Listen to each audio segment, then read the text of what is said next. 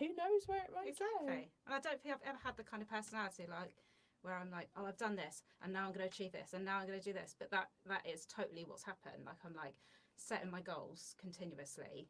And it's still terrifying sometimes, but the show was in March and I'm still buzzing. Like when I think about it, I'm still buzzing about it. It was good. Oh, it was so good. It'd been so long, hadn't it, since we did one, and all of those different things that you did in the show. That further down the line, you've sung in. You did a duet. You did a solo. You sang in the choir. You sang in all of the big group stuff. You did a solo in the big group stuff. I mean, that's insane. It is. They're like, when I say big group, there were like 50 people on the stage, and we had 6 lead vocalists, and Hayley was one of them. And even if that isn't,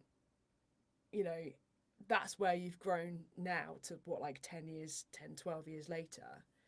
That's where it's grown to. But even when I started, when I saw other people doing that, there was nothing in me that was like, oh, I want to do that. I was just like, you're crazy. Like, yeah. How could you put yourself why would in you, that why kind would of you situation? do that to yourself? Why would you do that?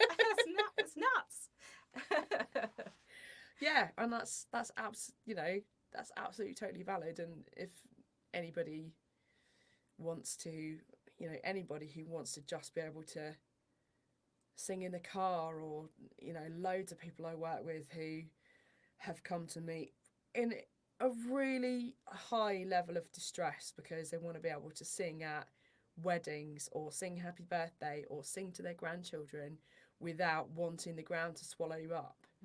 And all of those things, there's so much value in those activities, just in those things, to be able to be at peace with yourself and just sing, without any of those, without any desire to go on to do performances or anything like that, is absolutely fulfilling.